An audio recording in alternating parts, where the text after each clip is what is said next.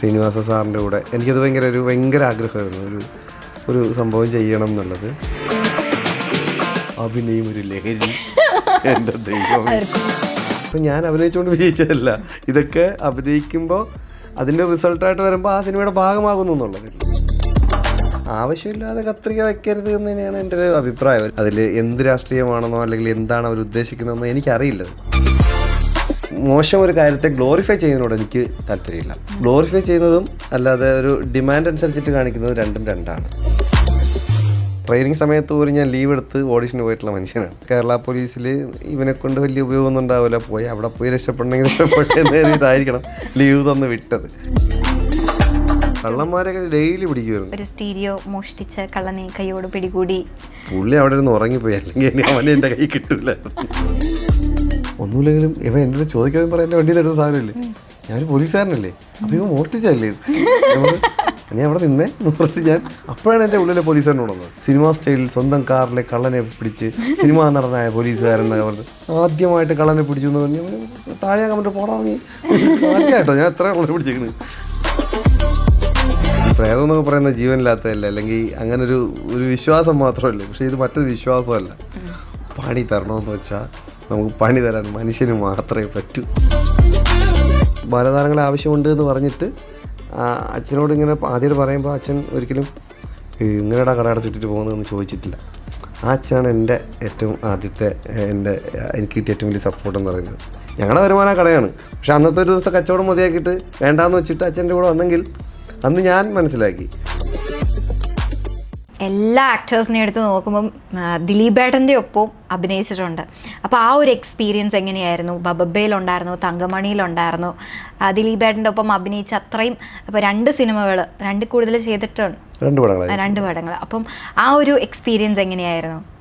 അല്ല, ഞാൻ തങ്കമണിയിലാണ് ചേട്ടൻ ആദ്യമായിട്ട് അടുത്ത് പരിചയപ്പെടുന്നത്, അഭിനയിക്കുന്നത്. അല്ല, എനിക്ക് ഭയങ്കര ഈ പറഞ്ഞ പോലെ നമ്മളൊരു അനിയനെ പോലെ ചേർത്ത് നിർത്തുന്ന, എവിടെയും ഏത് വേദിയിലും എടഫ കയറി നിൽക്ക് എന്ന് വളരെ സ്വാതന്ത്ര്യത്തോടെ തോളെ തട്ടിപ്പിടിച്ച് നിർത്തുന്ന നമുക്കൊരു ചേട്ടനാണ്. അത്രയും സ്വാതന്ത്ര്യമുള്ള ഒരു വ്യക്തിയാണ്. എനിക്ക് ഭയങ്കര പോസിറ്റീവായിട്ട് തോന്നിയിട്ടുള്ള ഒരാളാണ്. നമ്മളെയും പോസിറ്റീവായിട്ട് ഇരുത്തും. കൂടെ അദ്ദേഹത്തിനോട് ഇരിക്കുമ്പോൾ നമുക്കും പോസിറ്റിവിറ്റി ഭയങ്കരമായിട്ട് ഉണ്ടാകുന്ന ഒരാളാണ്. ഭയങ്കര നല്ലൊരു വ്യക്തിയായിട്ട് എനിക്ക് ഫീൽ ചെയ്യണം. എപ്പോഴും നല്ലൊരു മനുഷ്യനാണ്. ഇതാണ് എനിക്ക് ദിലീപേട്ടൻ. അതെ. ഓക്കെ, ഇനിയിപ്പം ഇതല്ലാതെ ഇപ്പം നമ്മൾ പറഞ്ഞ പോലെ പാട്രിയോട്ട്, മോഹിനിയാട്ടം അങ്ങനെയുള്ള മൂവീസ് അല്ലാതെ വേറെ അപ്കമിങ് പ്രോജക്ട്സ് ഏതെങ്കിലും സൈൻ ചെയ്തിട്ടുണ്ടോ? ഷൂട്ടിംഗ് സ്റ്റാർട്ട് ചെയ്യാത്ത കുറച്ച് പരിപാടികളുണ്ട് കേട്ടോ. പക്ഷേ ചർച്ചകളിലാണ്. ഇപ്പം ഞാൻ DSRയും കളങ്കാവലും കഴിഞ്ഞതിന് ശേഷം കുറേ സിനിമ ഈ പറഞ്ഞ ആൾക്കാർക്ക് കഥ കേൾക്കാൻ വിളിക്കുന്നുണ്ട്, കഥ കേൾക്കാമോ ചോദിച്ചിട്ടുണ്ട്. ഇപ്പോൾ ഉണ്ട്, കുറച്ച് പരിപാടികളുണ്ട്. നമ്മളൊന്നും അങ്ങനെ ഫൈനലൈസ് ചെയ്തിട്ടില്ല. പക്ഷേ നല്ല നല്ല സിനിമകളുടെ ഭാഗമാകണം എന്നുള്ള രീതിയിൽ ഞാൻ നിൽക്കുകയാണ്. അപ്പം അങ്ങനെ സംഭവങ്ങൾ വരുന്നു എന്നൊക്കെ തന്നെയാണ് പറയാൻ പറ്റുന്നത്. ഇനി കൂടെ ആരുടെ ഒപ്പം അഭിനയിക്കണം എന്നാണ് ഒരു അഭിനേതാവ്, ഒരു ആക്ടറിൻ്റെ ഒപ്പം?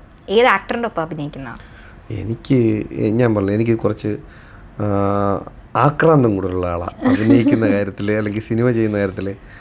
എനിക്കത് എല്ലാവരോടും ഇപ്പം നമുക്കൊരു കണക്ട് ചെയ്യാൻ പറ്റാത്ത ആൾക്കാരുണ്ട്. നമ്മളെ ഏറ്റവും കൊതിച്ചിട്ട് നമ്മുടെ ഒപ്പം ഇല്ലാത്ത കുറേ ആൾക്കാരൊക്കെ ഉണ്ട്. അതൊക്കെ ഞാൻ പറഞ്ഞു, ഇത്രയും കാലമായിട്ട് നമ്മളിങ്ങനെ അന്നോട്ടേ ആഗ്രഹമാണ് ഇവരുടെ കൂടെ എനിക്കൊരു സീൻ ചെയ്യാൻ പറ്റിയെങ്കിൽ, അല്ലെങ്കിൽ അദ്ദേഹത്തിനോടൊപ്പം ഇപ്പം ലേറ്റസ്റ്റ് ഇപ്പോൾ പറയുകയാണെങ്കിൽ ശ്രീനിവാസ സാറിൻ്റെ കൂടെ എനിക്കത് ഭയങ്കര ആഗ്രഹമായിരുന്നു ഒരു സംഭവം ചെയ്യണം എന്നുള്ളത്. അപ്പോൾ ഒരുമിച്ച് അദ്ദേഹത്തിനോടൊപ്പം ഒരു സ്ക്രീൻ ഷെയർ ചെയ്യണം എന്നുള്ളത്. പക്ഷെ അത് പിന്നെ പറ്റില്ല. പക്ഷെ ഇപ്പം ധ്യാനോടും വിനീത് ശ്രീനിവാസ് അവർ രണ്ടുപേരോടും എനിക്ക് ഇപ്പോൾ പറ്റിയിട്ടുണ്ട്. അപ്പം അവരോട് നല്ല അടുപ്പമുള്ള ആൾക്കാരാണ്. പക്ഷെ എനിക്ക് ശ്രീനിവാസ സാർ എനിക്ക് ഭയങ്കര ഒരു കൊതിയായിരുന്നു. പിന്നെ അതുപോലെ ജഗതി ചേട്ടനിപ്പം അങ്ങനെ അഭിനയിക്കുക എന്നുള്ളൊരു പരിപാടിയിലില്ലല്ലോ. അപ്പോൾ അതൊക്കെ എനിക്ക് ഇനി നടക്കില്ല എന്ന് എനിക്കറിയാവുന്നുള്ള എൻ്റെ വലിയ കൊതികളാണ്. പിന്നെ ഇന്നിപ്പോൾ ഉള്ള ഇപ്പം പറഞ്ഞ പിന്നെ നമ്മൾ ഓരോ മൊമെൻറ്റിലും നമ്മൾ ആലോചിക്കില്ല. ഇപ്പം മമ്മൂട്ടി സാറിനോടൊപ്പം അഭിനയിക്കണം, അത് ഇതേ അനുഗ്രഹം കൊണ്ട് ഇപ്പോൾ 2-3 പടങ്ങൾ ചെയ്യാൻ പറ്റി. അപ്പോൾ ലാൽ സാറിനോടൊപ്പം ചെയ്യണം, അത് ഈ പറഞ്ഞ പോലെ അത് ചെയ്യണം, അതൊക്കെ ചെയ്യേണ്ടതായിട്ടുള്ള കാര്യങ്ങളുണ്ട്. പിന്നെ അതുപോലെ ഇപ്പോൾ പുതിയ തലമുറയിൽ തന്നെ ഇപ്പോൾ എല്ലാവരും ഇപ്പം ടൊവിയോടൊപ്പം ചെയ്തിട്ടുണ്ട്, ആസിഫ് അലിയോടൊപ്പം ചെയ്തിട്ടുണ്ട്, നിവിനോടൊപ്പം എനിക്ക് ചെയ്യാൻ പറ്റിയിട്ടില്ല. എനിക്കത് അപ്പോൾ അദ്ദേഹത്തിനോടൊപ്പം എല്ലാവരോടും ഈ ചെയ്തവരോട് ചെയ്യേണ്ടതെന്നല്ല, ഇവരോടൊക്കെ ഇനിയും വീണ്ടും വീണ്ടും വീണ്ടും ചെയ്തുകൊണ്ടേ ഇരിക്കുക എന്നുള്ളതാണ്. എല്ലാ ആർട്ടിസ്റ്റുകളോടും എനിക്ക് ചെയ്യണം. അതിനങ്ങനെ പ്രത്യേകിച്ച് ഒരാളെന്നുള്ളതല്ല, എനിക്ക് സിനിമ ചെയ്യണം എന്നുള്ളതേ ഉള്ളൂ. ഏതെങ്കിലും ഒരാൾ എന്നുള്ളതിനപ്പുറത്തേക്ക് എല്ലാവരോടും എനിക്ക് ചെയ്യണം. നീ ഇപ്പോൾ ഇത്ര നേരം ചേട്ടൻ്റെ അടുത്ത് സംസാരിച്ചപ്പോൾ തോന്നുന്നു അഭിനയം ഒരു ലഹരിയായി കരുതുന്ന ഒരാളാണ് എന്ന്. ലഹരി? അതെന്താ ഉദ്ദേശിച്ചത്? ഒരു അഡിക്ഷനെ ഞാൻ ഉദ്ദേശിച്ചിട്ടുള്ളൂ. ഞാൻ ചോദിച്ചു നീ ലഹരി ഉപയോഗിച്ച് നീ അഭിനയിക്കുന്ന അങ്ങനെയൊന്നുള്ള ചോദ്യങ്ങളില്ല, ഞാനത് ഉപയോഗിക്കാത്തോണ്ടേ അങ്ങനെയുള്ള ചോദ്യങ്ങളിലേക്ക് നമുക്ക് പോകാൻ പറ്റില്ലല്ലോ. പറഞ്ഞോളൂ.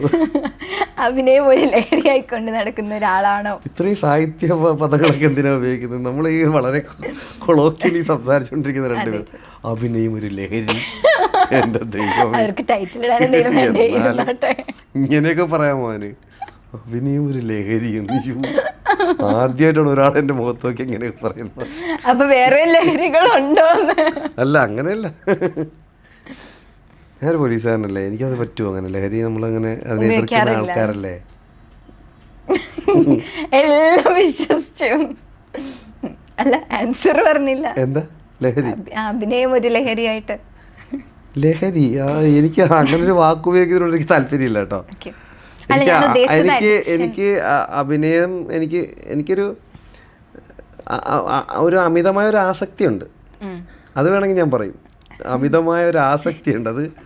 അതിന് ലഹരി എന്നൊന്നും പറയണ്ട, ഒരു ആക്രാന്തം എന്ന് വേണമെങ്കിൽ പറഞ്ഞു, ഒരു കുഴപ്പമില്ല. അത് ഞാൻ ഓക്കെയാണ്, ഞാനത് അംഗീകരിക്കും. അത് അങ്ങനെയുള്ള ഒരാൾ തന്നെയാണ് അത്. പക്ഷേ ഈ പറഞ്ഞ ഇത് മാത്രമേ ഉള്ളൂ, അതിന് മാത്രമുള്ള വരവൊന്നുമില്ല ഇങ്ങോട്ട്. കഥാപാത്രങ്ങളൊന്നും അതിന് മാത്രം തള്ളിക്കയറി വരുന്നില്ല. പക്ഷേ എന്നാലും നല്ല പരിപാടികളുടെ ഭാഗമായിട്ട് വരാൻ പറ്റുന്നുണ്ട്. എനിക്ക് തോന്നുന്നു വരുന്നത് അത്യാവശ്യം ബ്ലോക്ക് ബസ്റ്റേഴ്സ് തന്നെയാണ്. കുറേ നല്ല വിജയ ചിത്രങ്ങൾ. അത് ഇപ്പം ഞാൻ അഭിനയിച്ചുകൊണ്ട് വിജയിച്ചതല്ല, ഇതൊക്കെ അഭിനയിക്കുമ്പോൾ അതിൻ്റെ റിസൾട്ടായിട്ട് വരുമ്പോൾ ആ സിനിമയുടെ ഭാഗമാകുന്നു എന്നുള്ളതേ ഉള്ളൂ. ഒരു ഭാഗ്യം കൂടെയാണ്, അല്ലാതെ നമ്മുടെ ആരുടെയും കഴിവ്, പ്രത്യേകിച്ച് നമ്മുടെയും കൂടെ ഒരു എഫേർട്ടിൻ്റെ ഒരു ഭാഗമാണെന്ന് ചിന്തിക്കുമ്പോൾ നമുക്ക് ഭയങ്കര സന്തോഷം വരും. ഒരു സീനായിരിക്കും ഞാനുള്ളത്, പക്ഷേ ആ ഒരു സീനും കൂടെ ആ സിനിമയ്ക്കകത്ത് ഉണ്ടല്ലോ, അതിമാതിരി ഒരു വിജയം വന്നല്ലോ എന്ന് ചിന്തിക്കുമ്പോൾ ഭയങ്കര ഹാപ്പിനെസ്സാണ്. അതാ പറഞ്ഞു, ഒരു സീനായാലും അമ്മാതിരി നമുക്കൊരു ഹാപ്പിനെസ് തരുന്നത് കുറേ പരിപാടികൾ അങ്ങ് കിട്ടിയിട്ടുണ്ട്. അങ്ങനെ നമ്മൾ ജൂനിയർ ആർട്ടിസ്റ്റ് ആയിട്ടും പോയിട്ടുണ്ടാവും, അതിനുശേഷമാണല്ലോ മെയിൻ ക്യാരക്ടേഴ്സിലേക്ക് വരുന്നത്. അപ്പം എപ്പോഴെങ്കിലും സ്വന്തമായിട്ട് സ്ക്രീനിൽ കണ്ട് സന്തോഷിച്ചു പോയെന്ന്? പിന്നെ അത് ആദ്യമായിട്ട് ഞാൻ പറഞ്ഞില്ലേ, അതാ പറഞ്ഞത്, ഞാൻ ആദ്യമായിട്ടൊരു സീൻ വലിയൊരു ലാലേട്ടനോടൊപ്പം ഈ താണ്ടവൻ, ഞാൻ പല ഇൻ്റർവ്യൂസിലും പറഞ്ഞിട്ടുള്ളത്, അത് വൈറലായിട്ട് കിടപ്പുണ്ട്, റീൽസായിട്ടൊക്കെ കിടപ്പുണ്ട്. അത് താണ്ടവം എന്ന് പറഞ്ഞ സിനിമയിൽ അങ്ങനെ ഒരു ജൂനിയർ ആക്ടറായിട്ട് ഞാനന്ന് MG കോളേജിൽ പഠിക്കുന്ന സമയത്താണ്. അവിടെ നിന്ന് മിക്കവാറും സിനിമകളുടെ ജൂനിയർ ആക്ടറായിട്ട് അവരൊക്കെ പല സിനിമാക്കാരും തിരുവനന്തപുരത്ത് ഷൂട്ടടക്കം വിളിച്ചുകൊണ്ട് പോകാറുണ്ട്. അപ്പം അങ്ങനെ പോയതിൻ്റെ ഭാഗമായിട്ട് നിന്നാണ്. അപ്പോൾ നമ്മൾ ഈ ലാൽ സാറ് ഇപ്പോൾ റിഹേഴ്സൽ കഴിഞ്ഞ് നേരെ ടേക്കിലോട്ട് കയറാൻ വേണ്ടിയിരിക്കും. അപ്പോൾ ഒരു റൂട്ട് ഉണ്ടാക്കിയിട്ടുണ്ട്. അപ്പോൾ 2 തവണ റിഹേഴ്സൽ സാറില്ലാതെ തന്നെ ചെയ്തപ്പോഴത്തേക്കും ഞാനിങ്ങനെ നിൽക്കാൻ വേണ്ടിയിട്ടൊരു അസോസിയേറ്റ് വിളിച്ചിട്ട് നീ ഇങ്ങോട്ട് നിന്നോന്ന് പറഞ്ഞു. അപ്പോൾ ഞാനത് പണി തന്നാണെന്നാണ് വിചാരിച്ചത്, എൻ്റെ ഈ തള്ളൽ കണ്ടിട്ട്.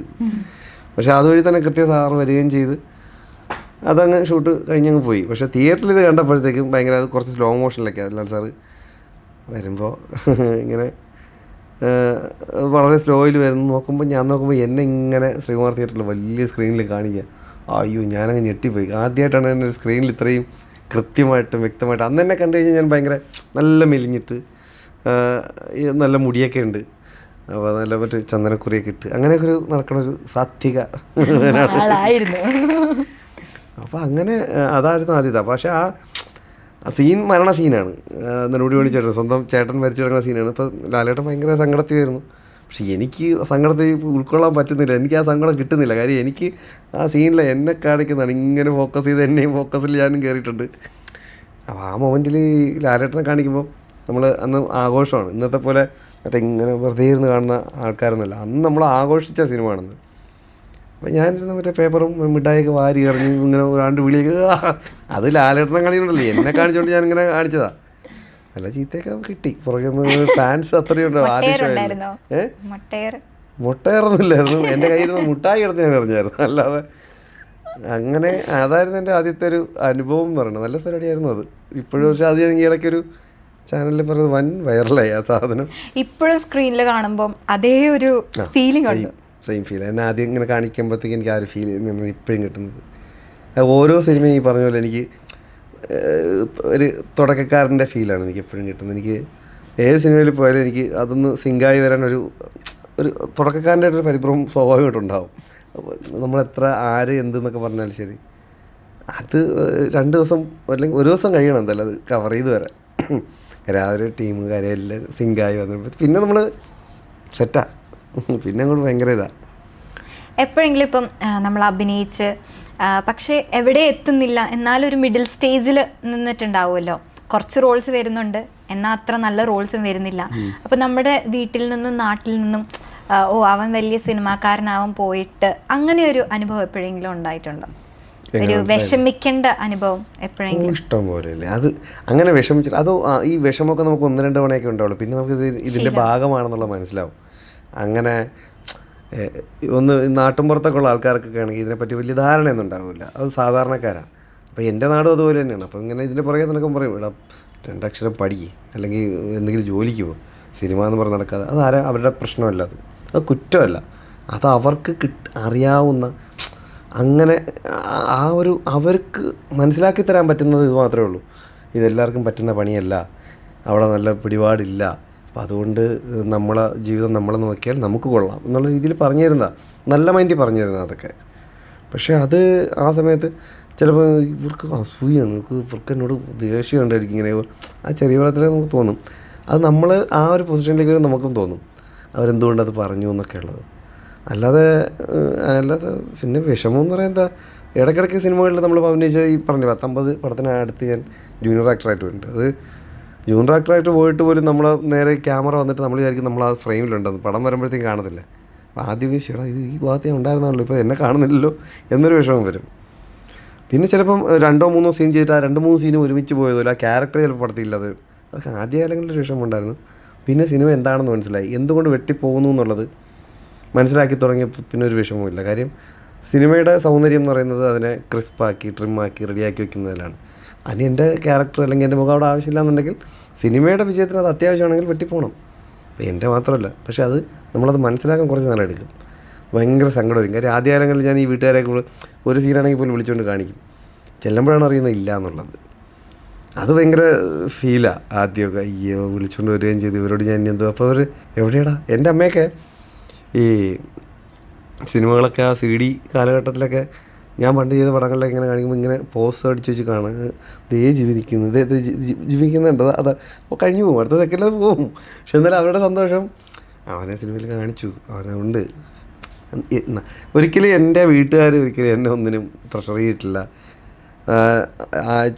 എൻ്റെ ആഗ്രഹത്തിനനുസരിച്ചിട്ട് മാത്രം നിന്നിട്ടുള്ള വീട്ടുകാരാണ്. അത് ഭയങ്കര എനിക്ക് ഏറ്റവും വലിയ ഒരു അനുഗ്രഹമായിട്ട് തോന്നിയിട്ടുണ്ട്. എൻ്റെ അമ്മയും അച്ഛനൊക്കെ ആദ്യമായിട്ടൊരു ഓഡീഷന് പോകുമ്പോൾ ഞാൻ ഈ പലതവണ പറഞ്ഞത് ഇതൊക്കെ, ഈ അച്ഛനൊരു സാധാ ഒരു പലവ്യഞ്ജന കടക്കാരനാണ് ആയിരുന്നു. ഇപ്പം കടയില്ല, കടം കയറി കട പൂട്ടി ഒരു സമയത്ത്. അത് അന്ന് ആദ്യമായിട്ടൊരു ഓഡിഷൻ ഞാൻ ഒരു ബാലതാരങ്ങളെ ആവശ്യമുണ്ട് എന്ന് പറഞ്ഞിട്ട് അച്ഛനോട് ഇങ്ങനെ ആദ്യമായിട്ട് പറയുമ്പോൾ അച്ഛൻ ഒരിക്കലും ഇങ്ങനെടാ കട അടച്ചിട്ടിട്ട് പോകുന്നതെന്ന് ചോദിച്ചിട്ടില്ല. ആ അച്ഛനാണ് എൻ്റെ ഏറ്റവും ആദ്യത്തെ എനിക്ക് കിട്ടിയ ഏറ്റവും വലിയ സപ്പോർട്ട് എന്ന് പറയുന്നത്. പോവാം എന്ന് പറഞ്ഞ് അങ്ങ് ഇറങ്ങുകയാണ്. അന്ന് കട അടച്ചിട്ടു, ഞങ്ങളുടെ വരുമാനം കടയാണ്. പക്ഷെ അന്നത്തെ ഒരു ദിവസം കച്ചവടം മതിയാക്കിയിട്ട് വേണ്ടാന്ന് വെച്ചിട്ട് അച്ഛൻ്റെ കൂടെ വന്നെങ്കിൽ അന്ന് ഞാൻ മനസ്സിലാക്കി എന്താണ് എൻ്റെ ചുറ്റുമുള്ളവർ എന്നെ എങ്ങനെ സപ്പോർട്ട് ചെയ്യുന്നു ഞാൻ മനസ്സിലാക്കുന്നത് അവിടെയാണ്. എൻ്റെ വീട്ടിൽ നിന്നാണ് ഞാൻ മനസ്സിലാക്കുന്നത്. ഒരിക്കലും ഒന്നിനും ഒരു എതിര് പറയാത്ത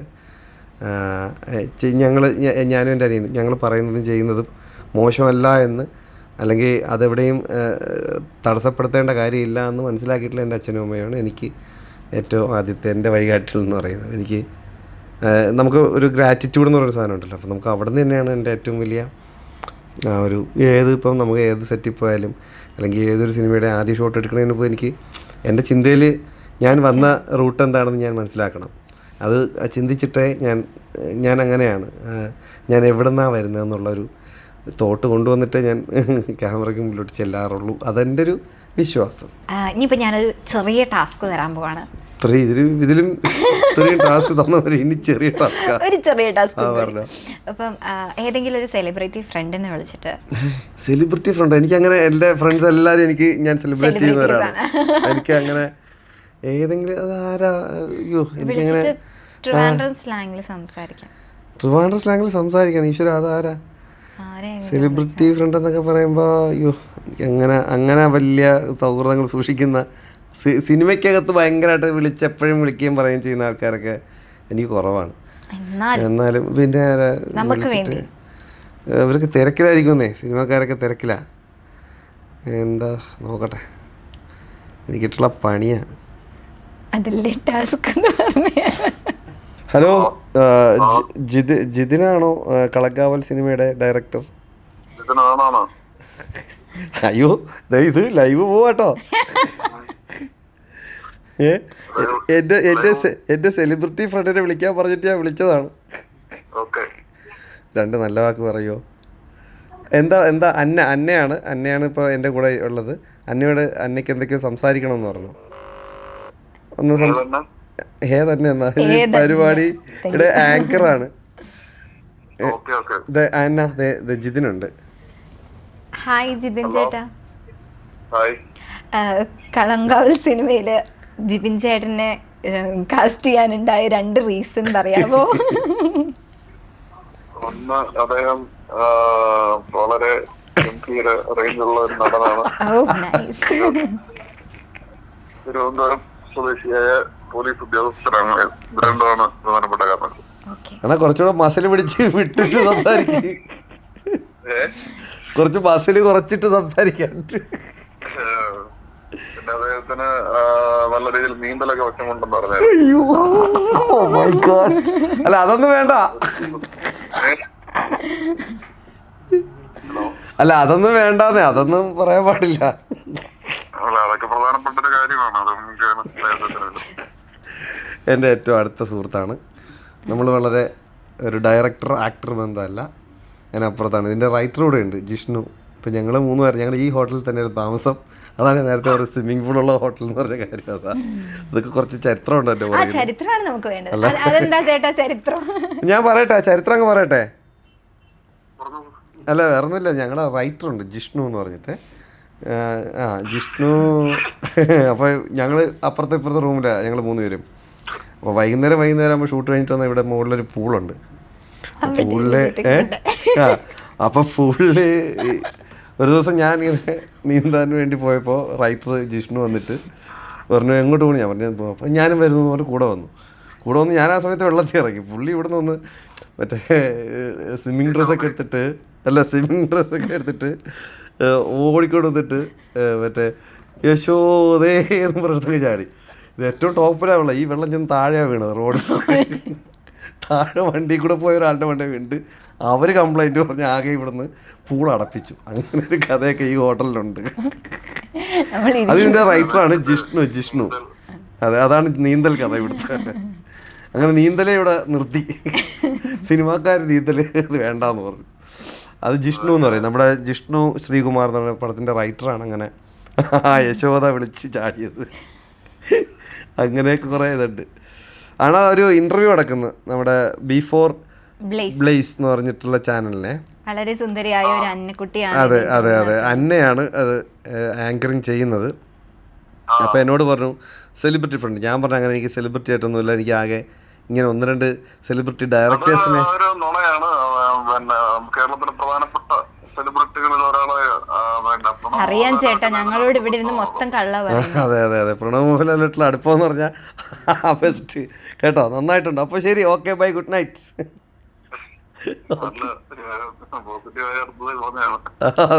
അല്ല ഒരു മിനിറ്റ്. ഹലോ ചേട്ടാ. ഈ കളങ്കാവ് മൂവി ഷൂട്ട് ചെയ്യുന്ന സമയത്തെ എന്തെങ്കിലും മറക്കാൻ പറ്റാത്ത ഒരു ഇൻസിഡന്റ് ഉണ്ടായിട്ടുണ്ടോ? ഒരു ഫണ്ണായിട്ടുള്ള കുറെ ഇൻസിഡന്റുകൾ ഒരെണ്ണം ഷെയർ ചെയ്യാമോ? ഏതാണ് പറയേണ്ടത്? ജിബിൻ ചേട്ടന് റിലേറ്റ് ചെയ്തിട്ടുള്ള എന്തും പറയാം. ജിബിൻ ചേട്ടൻ ആവശ്യമില്ലാത്തത് പറയല്ലേ. കുഴപ്പമില്ല കേട്ടോ. ഇദ്ദേഹത്തിന് ഇങ്ങനെ മറ്റുള്ളവരെ ഇങ്ങനെ ചൊറിയുന്ന ഒരു സ്വഭാവം ഉണ്ടായിരുന്നു, അതായത് ഇങ്ങനെ കളിയാക്കുന്ന. അതെനിക്കിപ്പോ ഇഷ്ടം പോലെ കിട്ടുന്നുണ്ട്. ഇങ്ങനെ ചൊറഞ്ഞ് ഇദ്ദേഹത്തിന്റെ ശല്യം സഹിക്കാതെ ജിഷ്ണു ഞങ്ങളെല്ലാം ഒരുമിച്ച് പോകുമ്പോ പിന്നെ ഒരു നല്ലൊരു ചായക്കട ഉണ്ടെന്ന് പറഞ്ഞാൽ ഞങ്ങൾ രണ്ടും ഒറ്റയ്ക്കല്ല നിങ്ങളും ഉണ്ട്. ചായക്കട ഞാൻ ചൊറഞ്ഞില്ല, ഞാൻ വെറുതെ കൂട്ടത്തിൽ ഇരുന്നതാണ്. റൈറ്ററുമായിട്ട് വണ്ടിയിൽ പോയത്. അവിടെ ഒരു പ്രത്യേകതരം ചായ കിട്ടുമെന്ന് പറഞ്ഞിട്ട് ഒരു കടയുടെ സമീപം നിർത്തി.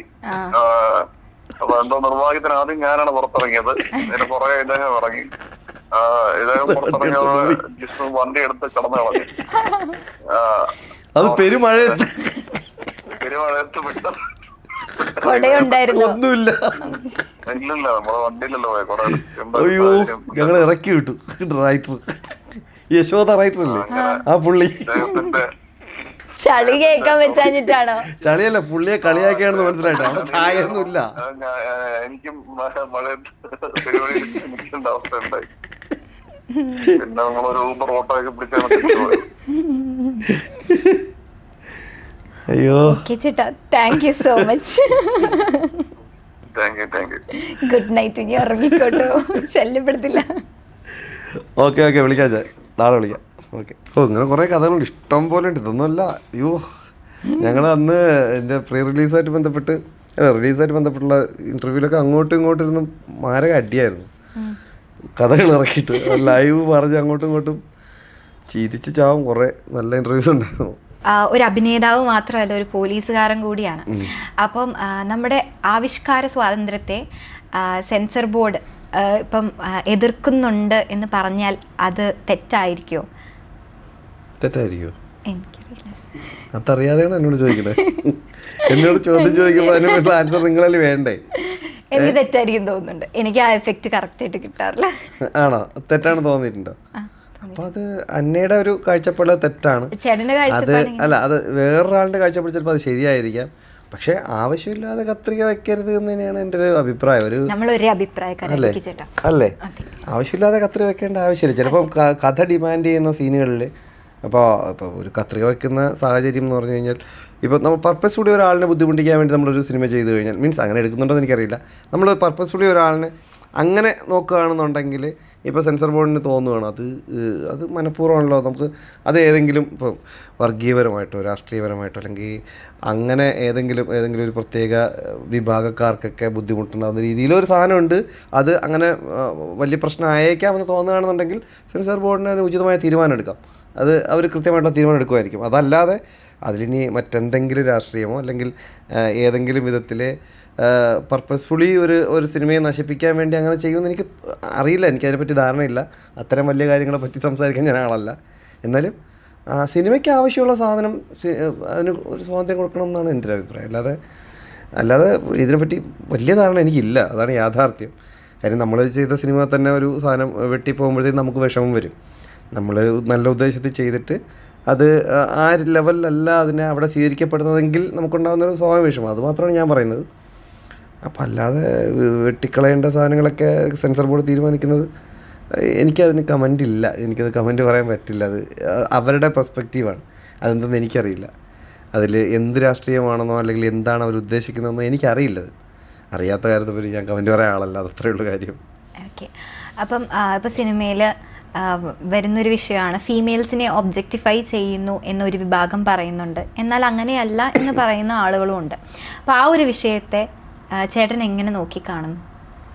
അത് ഇതൊക്കെ ഞാൻ ഇത്ര നമ്മളെ ഏകദേശം 1 മണിക്കൂറാണെന്ന് തോന്നുന്നു അല്ലേ ഇൻ്റർവ്യൂ തുടങ്ങിയിട്ട്.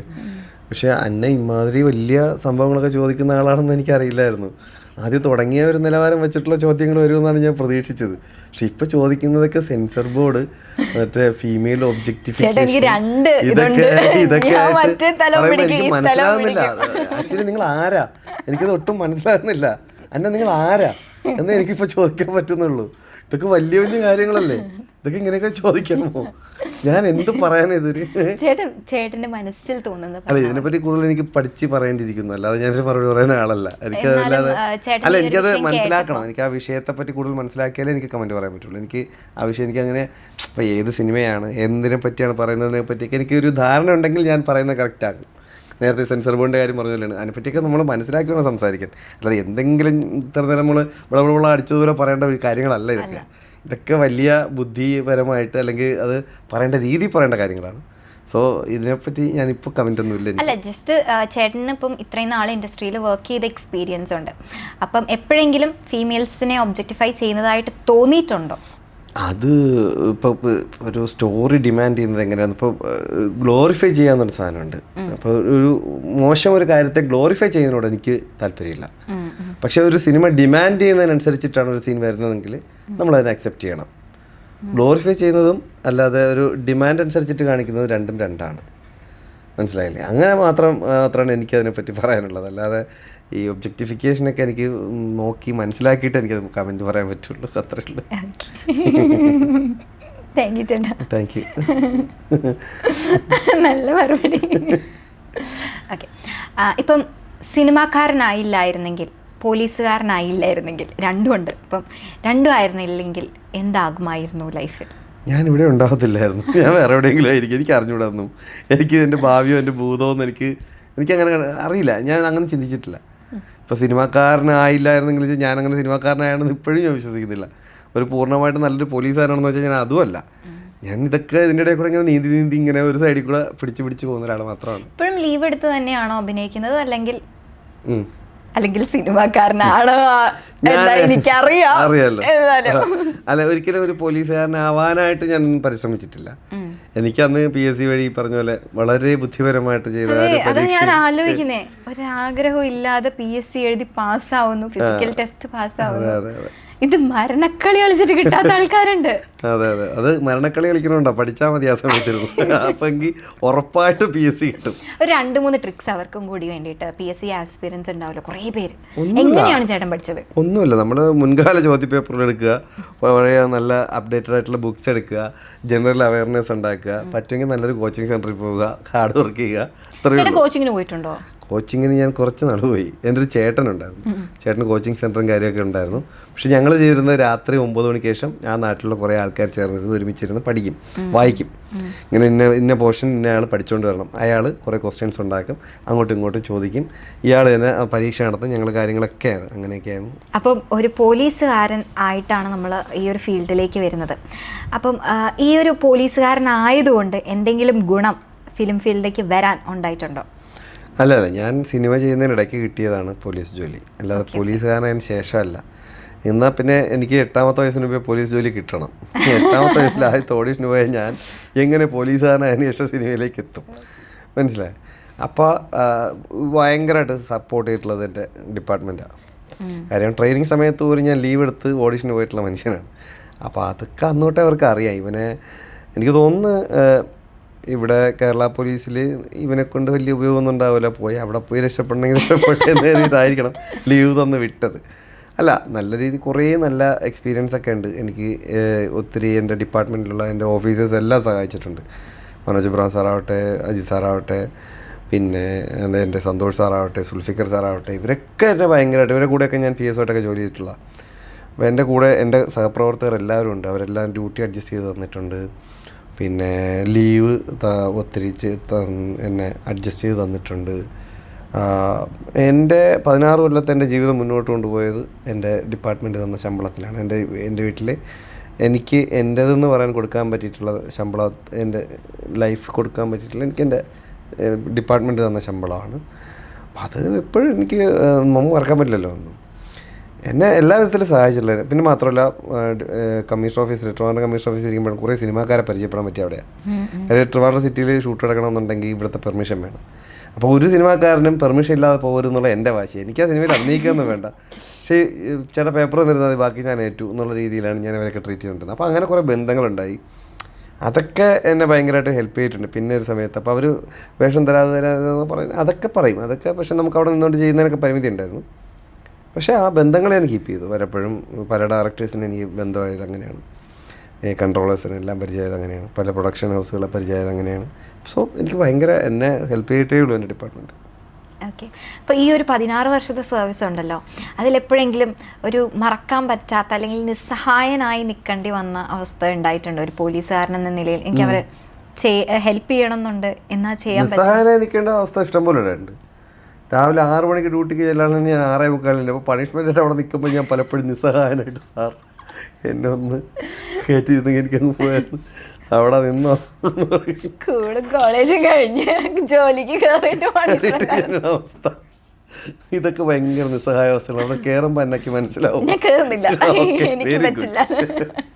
നല്ല തീരുമാനം. അങ്ങനെയുള്ള നിസ്സഹായാവസ്ഥയിൽ ഞാൻ വളരെയധികം പെട്ടുപോയിട്ടുള്ള ഒരാളാണ്. ഞാൻ പല ഡ്യൂട്ടിയും പലപ്പോഴും ഞാൻ ഉറങ്ങിപ്പോകാറുണ്ട്. രാവിലെ 4 മണിക്ക് ചെല്ലാണെങ്കിൽ ഞാൻ 7 മണിക്ക് ചെല്ലുമ്പോൾ പാർട്ടി മൊത്തം ഡ്യൂട്ടിക്ക് പോയിട്ടുണ്ടാവും. പിന്നെ ഞാൻ അവിടെ നിൽക്കണം, പേപ്പർ എഴുതി കൊടുക്കണം, DGP വരെ പോയി കാണണം, എന്തെല്ലാം പണി. അവിടെ എല്ലാം എനിക്ക് നിസ്സഹായാവസ്ഥയെന്ന് ആരും സഹായിക്കാനില്ലാതെ ഞാൻ മാത്രം നിന്ന് പണി വാങ്ങണം. ഇതൊക്കെയാണ് പോലീസിലുണ്ടായിരുന്നപ്പോൾ മെയിൻ നിസ്സഹായാവസ്ഥ. ആക്ച്വലി ഇത് മാത്രമാണ് ചെയ്തുകൊണ്ടിരുന്നത്. കൂടുതലും ഇങ്ങനെയൊക്കെയായിരുന്നു. ഏതെങ്കിലും കേസിന് എപ്പോഴെങ്കിലും പിന്നെ കള്ളന്മാരൊക്കെ ഡെയിലി പിടിക്കുമായിരുന്നു. അതായിരുന്നു പണി. എന്നാലും ഞാൻ എപ്പോഴും ഒരു ന്യൂസിൽ കണ്ടിട്ടുണ്ട്, ഒരു സ്റ്റീരിയോ മോഷ്ടിച്ച് കള്ളനെ കൈയോട് പിടികൂടി. പുള്ളി അവിടെ നിന്ന് ഉറങ്ങിപ്പോയി, അല്ലെങ്കിൽ അവനെ എൻ്റെ കൈ കിട്ടൂലായിരുന്നു. ഞാനെങ്ങനെ പിടിക്കാൻ അവനെ ഒറ്റ കിട്ടി എടുത്തിട്ടെങ്കിൽ സാധനം റൂട്ടിങ്ങനെ ഇളക്കിളക്കിരുന്ന് ഭയങ്കിപ്പോയത്. എന്നാലും അന്ന് ആക്ച്വലി എന്താ സംഭവിച്ചത്? അതൊന്നുമില്ല, വെറുതെ പുള്ളിക്ക് അറിയില്ലല്ലോ ഇതൊരു പോലീസുകാരൻ്റെ വണ്ടിയാണെന്നുള്ള പുള്ളി അറിഞ്ഞില്ല. അതവൻ്റെ തെറ്റ്. അവൻ ആദ്യം തെറ്റിയത് അവിടെയാണ്. അതെ, വീട്ടിൽ നിന്ന് ഇങ്ങനെ ഇറങ്ങുമ്പോൾ സൈഡിൽ വണ്ടി ഇട്ടിട്ടുണ്ടായിരുന്നു. അപ്പോൾ ഞാൻ 2 വീലറിലാണ് ഇറങ്ങി വരുന്ന സമയത്ത് ഞാൻ നോക്കുമ്പോൾ എനിക്കൊരു നെഗ് അടിച്ചു എനിക്ക്. അപ്പോൾ ഞാൻ ജസ്റ്റ് ഇങ്ങനെ വെറുതെ നോക്കിയപ്പോഴത്തേക്ക് എൻ്റെ വണ്ടിയുടെ കുറുകെ ഒരു ഓട്ടോ കിടപ്പുണ്ടായിരുന്നു. അപ്പോൾ എനിക്ക് റോഡിലേക്ക് ഇറക്കാൻ പറ്റില്ല, എൻ്റെ വണ്ടിയുടെ കുറുകെ ഇങ്ങനെ കിടക്കുക. അപ്പോൾ ഞാൻ ആലോചിച്ചത് ഏതവനാണ് ഇങ്ങനെ കാണിക്കുന്നത്, ഇവിടെ കാർ കിടക്കുന്നത് കാണാമല്ലോ എന്നിട്ട് വെറുതെ ഓട്ടോയിലേക്ക് നോക്കിയപ്പം ഓട്ടോയുടെ മീറ്റർ അപ്പോഴും ബ്ലിങ്ക് അടിച്ചുകൊണ്ടിരിക്കുക. അപ്പോൾ ഇപ്പോൾ അടുത്ത ആരോ കൊണ്ടിട്ടാണല്ലോ എന്നുള്ള രീതിയിൽ ഞാനങ്ങ് ജസ്റ്റ് ഇങ്ങനെ നോക്കുമ്പോൾ ഞാൻ എൻ്റെ വണ്ടിയുടെ ഡ്രൈവിംഗ് സീറ്റിൽ ഒരാളിരിക്കുന്നു. എന്നേക്കാൾ എൻ്റെ വണ്ടിയല്ല അവൻ്റെ വണ്ടി എന്നുള്ള രീതിയിലാണ് പുള്ളി ഇരുന്ന്, അത്രയും ആധികാരികമായിട്ടൊക്കെ ഇരിക്കുന്നു. ചേട്ടാ അപ്പോൾ എൻ്റെ വണ്ടി ആണ്, എൻ്റെ വണ്ടിയാണ്. ഞാൻ ചെന്ന് അങ്ങനെ ജസ്റ്റ് ഇങ്ങനെ സൈഡിൽ നോക്കുമ്പോൾ പുള്ളി മറ്റേ ഡിസ്പ്ലേ ഉണ്ടല്ലോ, വീഡിയോ ഡിസ്പ്ലേ ഇതൊക്കെ ആയിട്ട് ഇങ്ങനെ ഒരു കൊടുക്കും. അപ്പം ഞാനിങ്ങനെ നോക്കി ശരി കുറച്ചൊരു 3 മിനിറ്റ് ഫുള്ള് ഇളക്കി ഇങ്ങനെ ഇറങ്ങിയപ്പോൾ നേരെ ഞാൻ ഫ്രണ്ടിലുണ്ട്. ഞാൻ എന്താ പുള്ളി ചോദിച്ചു എന്താ? ഞാൻ പറഞ്ഞു അല്ല വണ്ടി അല്ല ഇത് ഞാനിത് റിപ്പയർ ചെയ്യാൻ വന്നത്. എന്താ? ഞാൻ പറഞ്ഞു ഓക്കെ ആയിക്കോട്ടെ. അപ്പം ഞാൻ ചോദിച്ചാൽ ഞാൻ റിപ്പയറിങ് പറഞ്ഞിട്ടില്ല, വേറെ കുഴപ്പമൊന്നുമില്ല ഈ സാധനം. അപ്പോൾ ചോദിച്ചു അല്ല ഈ വണ്ടി അതെ ഞാൻ കമ്പനിയിൽ നിന്നാണ്. ഇത് എൻ്റെ വണ്ടിയാണ് പറഞ്ഞു. അപ്പോൾ ഇവിടെ എന്നെ ഒരു 10 സെക്കൻഡ് ഇങ്ങനെ നോക്കി വന്നു, ഇങ്ങനെ കയ്യിൽ ഇങ്ങനെ നീട്ടി തന്നു, വെച്ചോളൂ. അപ്പോൾ ഞാൻ ഇങ്ങ് വാങ്ങിച്ചു. അങ്ങോട്ടുമില്ല ഇങ്ങോട്ടുമില്ല, വേറെ വിഷയമൊന്നുമില്ല. ഞാൻ സാധനം തിരിച്ചു തന്നിട്ട് ഒക്കെ ഞാൻ പോകുന്നു. അപ്പം ഞാൻ വിചാരിച്ചു തന്നല്ലോ പൊയ്ക്കോളൂ എന്ന് ഞാൻ നിൽക്കുക. അപ്പോൾ പുള്ളിയും കേട്ട് തിരിച്ചപ്പോൾ ഞാൻ ചേടാ ഒന്നുമില്ലെങ്കിലും ഇവ എൻ്റെ അടുത്ത് ചോദിക്കാതെ പറയാൻ എൻ്റെ വണ്ടിയിൽ നിന്ന് എടുത്ത സാധനമല്ലേ, ഞാനൊരു പോലീസുകാരനല്ലേ, അപ്പോൾ ഇവ മോഷ്ടിച്ചല്ലേ ഇത്. ഞാൻ അവിടെ നിന്നേ എന്ന് പറഞ്ഞിട്ട് ഞാൻ അപ്പോഴാണ് എൻ്റെ ഉള്ളിലെ പോലീസുകാരനോട് വന്നത്. ഞാൻ ഇത് പിടിച്ച് നിർത്തി സൈഡിലെ കടയിൽ അവിടെ കൊണ്ടിരുത്തി. ഞാൻ എൻ്റെ ഫ്രണ്ട്സിനെയൊക്കെ വിളിച്ചറിയിച്ചു. അപ്പോൾ 1 വേ ഫുൾ റോഡിൽ കൂടെ പോണവർക്ക് ഇത് കാണാം. ആൾക്കാരൊക്കെ ഇറങ്ങുന്നു, ആരൊക്കെയോ പോലീസ് വിളിച്ചു, പോലീസ് വരുന്നു, കൊണ്ടുപോകുന്നു, വാർത്തയാകുന്നു, ചാനലുകാർ വരുന്നു, ഇത് മറ്റേ വീഡിയോസ് എല്ലാം എടുത്തുകൊണ്ട് പോകുന്നു. എല്ലാം ഒരു നിമിഷം കൊണ്ട് മാറി പറഞ്ഞു. പിറ്റേ ദിവസം എല്ലാ പത്രത്തിലും മറ്റേ സിനിമ സ്റ്റൈലിൽ സ്വന്തം കാറിലെ കള്ളനെ പിടിച്ച് സിനിമാ നടനായ പോലീസുകാരൻ എന്നൊക്കെ പറഞ്ഞു. അയ്യോ ഇത്രയും വലിയ സംഭവം എനിക്ക് അപ്പോഴാണ് മനസ്സിലാവുന്നത്. എൻ്റെ ദൈവമേ, അങ്ങനെ പെട്ടെന്ന് ഒരു ദിവസം കൊണ്ട് നോക്കിയപ്പോൾ സകലമാന FM ചാനലുകൾ, എല്ലാ പത്രങ്ങളിലും എല്ലാ ചാനലുകളിലും അയ്യോ വേറെ ലെവലായിരുന്നു. എന്നിട്ട് ആരോ എന്നിട്ടൊരു കമൻറ്റ് ഇട്ടു, എന്താണ് ഒരാൾ ആദ്യമായിട്ട് കള്ളനെ പിടിച്ചു എന്ന് പറഞ്ഞു. താഴെ കമൻറ്റ് പോടാറങ്ങി കേട്ടോ ഞാൻ എത്ര കള്ളനെ പിടിച്ചേക്കണ്, അതൊന്നും പത്രത്തിൽ വന്നില്ല.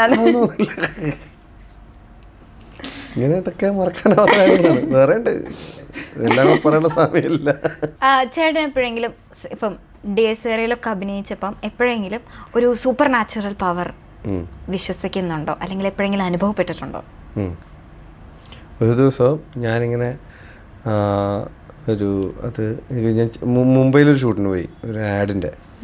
അപ്പം ഞാനിങ്ങനെ വന്നപ്പോൾ ഞാനൊരു 35-36 നിലയിലാണ് എൻ്റെ. അപ്പം ഞാൻ ഇതിൻ്റെ ഹൈറ്റ് കാണാൻ വേണ്ടി എൻ്റെ മുകളിൽ കയറി താഴോട്ട് നോക്കിയപ്പോൾ എനിക്ക് തോന്നി എനിക്ക് സൂപ്പർമാൻ ആയിട്ടുള്ള അല്ലാതെ അപ്പം എനിക്കൊരു പവറൊക്കെ തോന്നി. പക്ഷേ മൊത്തത്തിൽ ഒരു കറക്കവും പവറൊക്കെ ആയിട്ട് അത് ആ വഴിയൊക്കെ പോയി. അന്നുണ്ടായ ഒരു സൂപ്പർ നാച്ചുറൽ പവർ. അതിനപ്പുറത്തേക്ക് ഒന്നുമില്ലേ, എന്നൊന്ന് വെറുതെ വിടി. ഇതൊക്കെ എന്താണ്? എന്നാലും പ്രേതത്തിൽ വിശ്വസിക്കുന്ന ആൾക്കാരുണ്ടോ, വിശ്വസിക്കാത്ത ആൾക്കാരുണ്ടോ? ചേട്ടൻ വിശ്വസിക്കുന്നുണ്ടോ? പ്രേതമുണ്ടോ? അപ്പൊ അന്നയ്ക്ക് എങ്ങനെ വന്നിട്ടുണ്ട്? പ്രേതമുള്ളതായിട്ട് തോന്നിയിട്ടുണ്ടോ? എനിക്ക് സിനിമ ഇപ്പൊ ഹൊറർ മൂവീസ് ഒക്കെ കണ്ട് കിടന്നുറങ്ങാൻ പേടിയാണ്, പക്ഷെ എനിക്ക് വിശ്വാസമൊന്നുമില്ല അങ്ങനെ ഉണ്ടെന്ന്. അപ്പം ആക്ച്വലി ഉണ്ടോ ഇല്ലയോ അത് പറ. ഉണ്ടോ ഇല്ലയോ? സൂപ്പർ നാച്ചുറൽ പവറിലെ വിശ്വാസം. ഒരു പോസിറ്റീവ് എനർജി ഉണ്ടെങ്കിൽ ഒരു നെഗറ്റീവ് എനർജി ഉണ്ടാവും എന്ന് ഞാൻ വിശ്വസിക്കുന്നുണ്ട്. ഓക്കെ, അപ്പൊ പ്രേതം ഉണ്ടോ ഇല്ലയോ? പ്രേതം എന്ന ആ നെഗറ്റീവ് എനർജീനെ വിളിക്കണമെങ്കിൽ നമുക്ക് വിളിക്കാം. അല്ല, നല്ല പ്രേതങ്ങളില്ലേ? ആണോ? സർവമായ കണ്ടിരുന്നോ? അതിനകത്ത് നല്ല പ്രേതം പടം കണ്ടില്ലേ? ചേട്ടാ എനിക്ക് സമയം കിട്ടാറില്ല ചേട്ടാ. കോഴിക്കോട് വിട്ട് എറണാകുളം വിട്ടാ കോഴിക്കോട് ഷട്ടിൽ കളിച്ചോണ്ടിരിക്കുക. ഞാൻ നാളെ കാണും. ചേട്ടൻ ഇത്രയും പറഞ്ഞോണ്ട് ഞാൻ കാണും. നല്ല പ്രേതങ്ങളുണ്ട്, പറ ബാക്കി പറ. നല്ല പ്രേതവും മോശം പ്രേതവും ഒക്കെ ഉണ്ടെന്നാണ് പറയുന്നത്. ഉണ്ടെങ്കിലുണ്ട്, ഇല്ലെങ്കിലില്ല. ഞാൻ പറഞ്ഞില്ലേ, എനിക്ക് പ്രേതങ്ങളെയൊന്നും പേടിയില്ല. പക്ഷെ എനിക്ക് എന്തായാലും ചില മനുഷ്യരെ എനിക്ക് പേടിയുണ്ട്.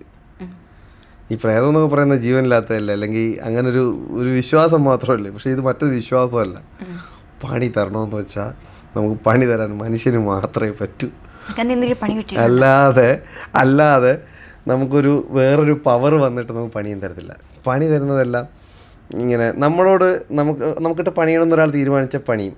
പക്ഷെ ഒരു പ്രേതത്തിന് അങ്ങനെ ചിന്തിക്കേണ്ട ആവശ്യമൊന്നുമില്ല. അങ്ങനെ ഒരു ഇതുണ്ടെങ്കിൽ എന്തിനാ വെറുതെ പ്രേതത്തിൻ്റെ ശല്യം നമ്മളായിട്ടുണ്ടാക്കില്ലല്ലോ അങ്ങനെ ഒരു സംഭവം ഉണ്ടെങ്കിൽ. പക്ഷെ എനിക്ക് തോന്നിയിട്ടുള്ളത് അങ്ങനെ നമുക്ക് നല്ലതും മോശവും ചെയ്യാൻ പറ്റുന്നത് മനുഷ്യർക്ക് മാത്രമേ ഉള്ളൂ. അല്ലാതെ വേറൊരു പവർ ഇല്ല ലോകത്ത്. നമ്മളെ സപ്പോർട്ട് ചെയ്യുന്നതും അല്ലെങ്കിൽ നമ്മളെ മാറ്റി നിർത്തുന്നതും പവർ മനുഷ്യന് മാത്രമേ ഉള്ളൂ, വേറെ ആർക്കും ഇല്ല. പണി തന്നെങ്കിലും നല്ലത് ചെയ്യണമെങ്കിലും അത് മനുഷ്യനെ പറ്റുള്ളൂ. ഡേസിറ ഒരു ഹൊറർ മൂവി ആയിരുന്നല്ലോ. ഒരുപാട് മൂവീസ് മലയാളത്തിൽ ഉണ്ടായിരുന്നെങ്കിലും ഒരു ഹൊറർ മൂവിയുടെ ഫീല് ഡേസിറയിലാണ് നമുക്ക് കൊണ്ടുവരാൻ പറ്റിയേ എന്നെപ്പോഴെങ്കിലും തോന്നിയിട്ടുണ്ടോ? ഹൊറർ മൂവിയിൽ മാത്രമല്ലേ ആ ഒരു ഫീൽ ഉണ്ടാക്കാൻ പറ്റുള്ളൂ. അല്ല വേറെ ഏതെങ്കിലും പടത്തിൽ കയറിയിട്ട് അതിൽ ഹൊറർ അടിച്ചു കഴിഞ്ഞാൽ നാട്ടുകാർ മൊത്തം ഹൊററായി പോകും. അതാണ് അല്ല, എൻ്റെ ഭാഗ്യമാണ് ആ സിനിമ എന്ന് പറയുന്നത്. ഈ ഇന്റർവ്യൂ ഇറങ്ങുന്നതോടുകൂടി ചേട്ടനൊരു തഗ്ഗും കിട്ടും, എനിക്ക് ചീഞ്ഞളഞ്ഞു പോകാൻ പറ്റും. താങ്ക് യു ചേട്ടാ. അപ്പോൾ ഇത്രയും time B for Blaze Malayalam പ്രേക്ഷകർക്ക് വേണ്ടി സ്പെൻഡ് ചെയ്തതിന് ജിബിൻ ചേട്ടനോട് ഒരുപാട് താങ്ക് യു. ഞങ്ങൾ രണ്ടുപേരും ഇത്ര നേരം സഹിച്ചിരുന്ന ബി ഫോർ ബ്ലേസ് മലയാളം പ്രേക്ഷകർക്ക് ഒരുപാട് താങ്ക് യു. ബൈ.